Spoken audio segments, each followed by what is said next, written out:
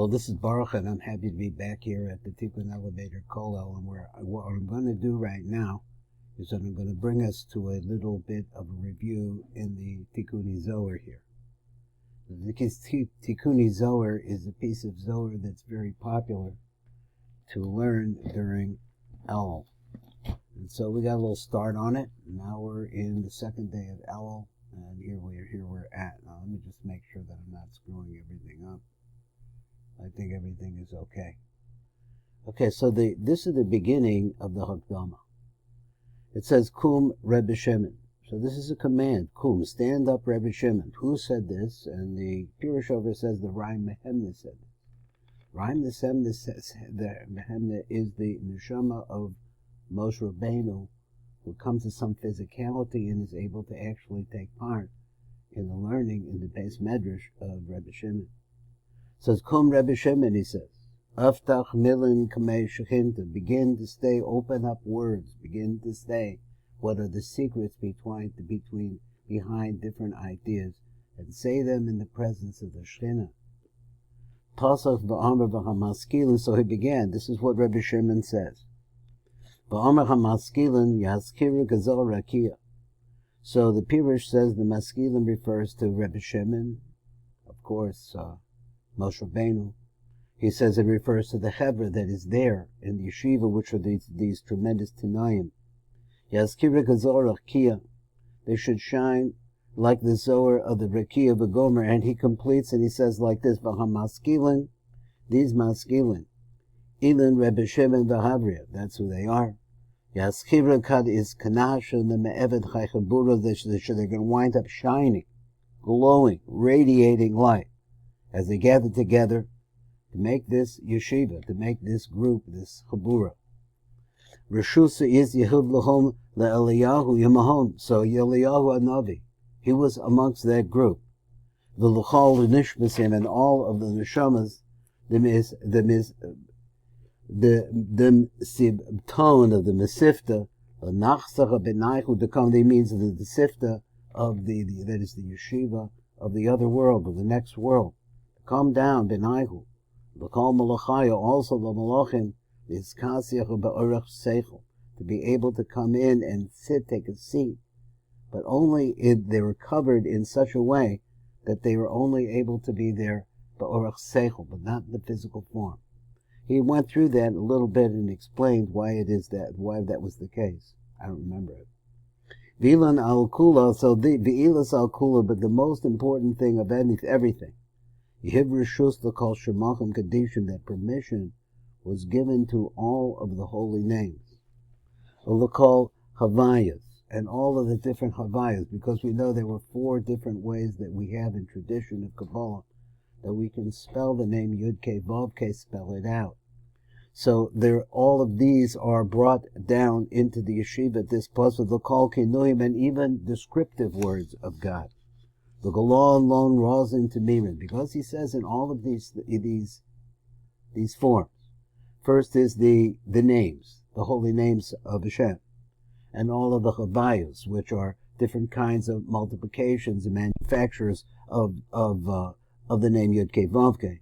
The Galal alone rolls into Miran to receive what is inside of them, so that the people of the yeshiva could understand the depth of these hidden truths of God.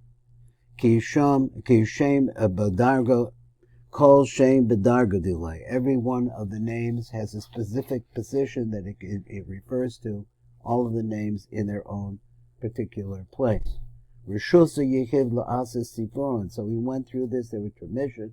Permission is given to the 10 spheros.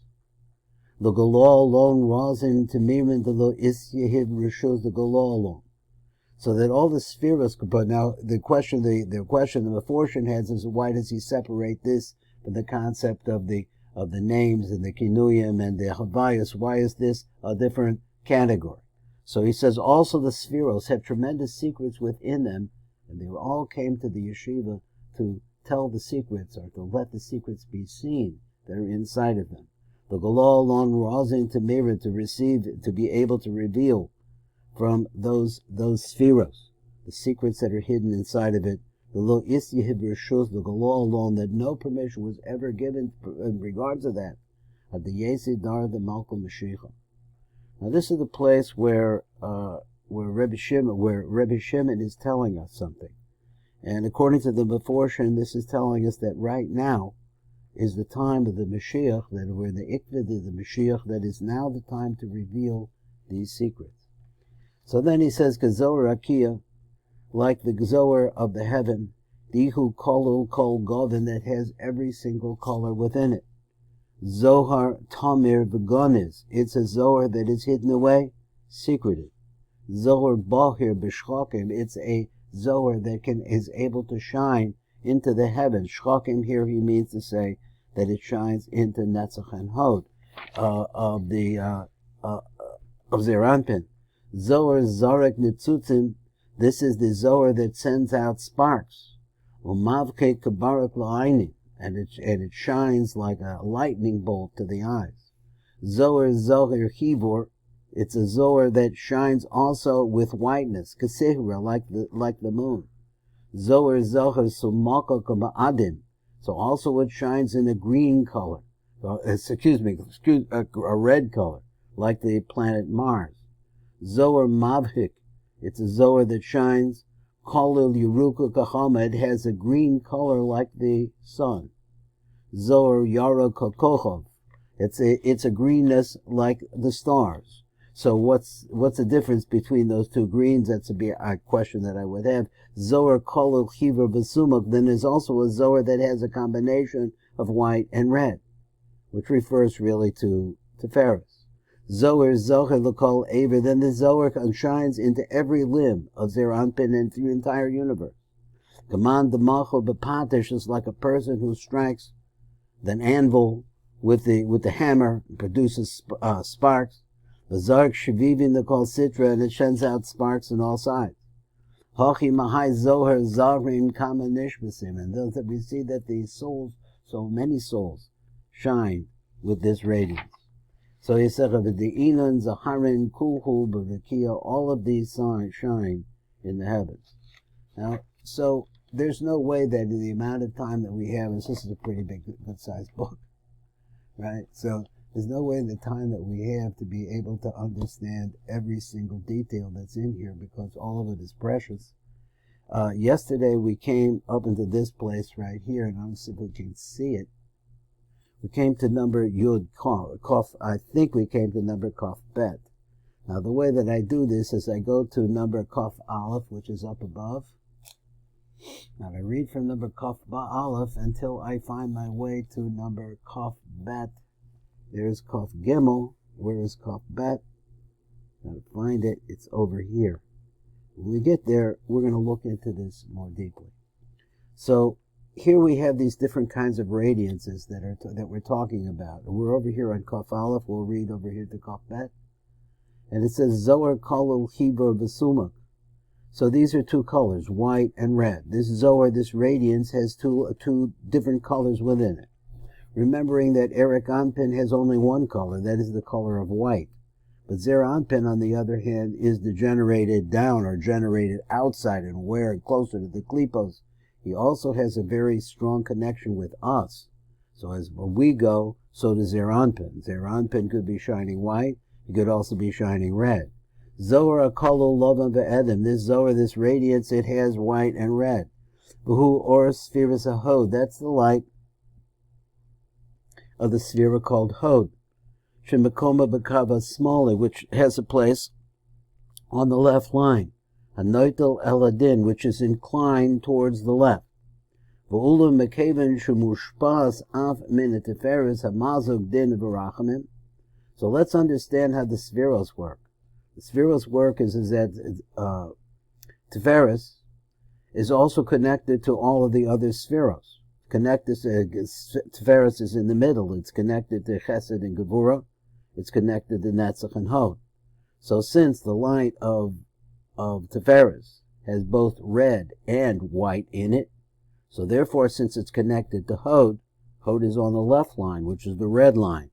So therefore you're going to be mixing some of the white that is automatically inside of Tiferes because it's connected to the right side, which is Chesed and Netzach, some of that light will automatically shine over to Hod, who is on the left line and dominated by left. The Ficha Gavone Edom Ak, therefore it has the Gavon of Edom, Ak lo Admumios of Gavur, but not the same quality of redness, because Tiferes supplies to it a certain amount of white, and so therefore by itself it's slightly less. Rak mizivug mizug belovan. It just has a certain amount of mixture of whiteness in it. Now let's go down here and let's see a little bit more detail. We're going to go to number Kaf Bet. I'm going to lower the camera a little bit so make it as easy as possible to be able to read this along with me. It says, Al Pida Pardes, the Ramak. Ramak deals a great deal with colors. So the parties of his Shona or Lavan, the white light, Note El Edom is inclined towards the red. Pirush, Shuhu Note Yoser El Ha'odim, that this line is this white is more close to the red than it is to the other side, which is white. Shuhu Hadin, because that side is the din. So this is a whiteness that is going towards the line of red, of din, in Hod. So where does this come from? This comes from the side of Rachamim, which is a part of Tiferes. Tiferes means the balance. Rachamim means the balance between between Chesed and Gevuros. And in the middle, it has the two. So therefore, it has within it, as I've been explaining, a certain amount of whiteness in it, no matter what. And since it has a relationship with Hod, so therefore that whiteness, which comes from the right side, which comes from Chesed or Netzach, is coming into Tiferes, and as a result of that, it's moving over to Hod as well. But the Hod is basically red. So you have red being attached to a certain amount of white. Shuhu yonek din megavura, because it feeds from din that is found in the sphera above it, which is Gevura, because the spheres go like this. Right is Chesed, left is Gevura, middle is Tiferes. Right is Netzach, middle is Tiferes again, and then to the left is going to be Hod. So this is the way things go. So the left is always red, the right is always white, but then there are mixtures. And then Barachim Mumuzogim Mehat so then what you have from Tiferes, you have this mixture of red and white. So since it's in the line with Gevura, which is right up above it, so the flow of light comes that direction, but it also has some whiteness in it. It's like a white red that is coming from Tiferes. So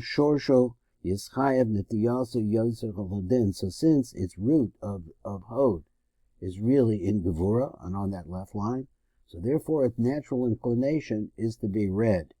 So, but we're mixing it with a certain amount of white. Amnan. So we see like this. Bogos anichtavis b'tzad. Goris, and that is the she'in yonach yuvur v'cholon b'ha'ara. Later on we explain this. He says, so you should read it like this. Goris, you read like this. Kolil ukim v'sumuk. So it has black and red in it. So over there he explains in the Chayroi, Miyashev av girsa zu v'zel l'shama. He also settles this idea, and this is what he says. Hatam pashut ki hahod hu siyum l'kava smoli. That Hod, in fact, is the end of the left line. Now just say parenthetically on the side of this is that what we're looking at here are definitions of Netzach, definitions of Hod, and before that we have definitions of Tiferes, and then we understand that Chesed is white, and that Gevura is the basis in Zer Anpin of red. So here we go over here, we see Hod hu siyum l'kava smoli. Shasham Midas a Gevura, B'Yoser says this is the most powerful Gevura, is in the left line. Al Kain Tamed B'Spheres Hod, so therefore always, when we're talking about the sphere of Hod, he tokef a dinim, it is the most powerful dinim, because all of them are going there. Kamasha Kasa, Rabbeinu Be'etz Chaim, the Rav wrote in Eitz Chaim, Ashar Rapach, Pertalad, V'chein hu kolil Kolil, Shachar. So there also it has a certain amount of blackness in it, and also red. So blackness is really, death is really the most fearsome din. Sheshnechem hu mare shel hagevura, that all of them really are images or appearances of Gevura. The high Shachar Edom who Ella Shaloko. So I don't know exactly what that meant. Ad Khan. That was the red what it said. So I guess he means to say that this is black and red, but there's something about it that's slightly different than pure din. So let's see let's see a little bit more if I can understand it. Rei Zichron Menachem. Let's look over there. Shema'ades as the Girsach Achrina Mefarshach Bekach. So he really strengthens the original Girsa and he explains it like this.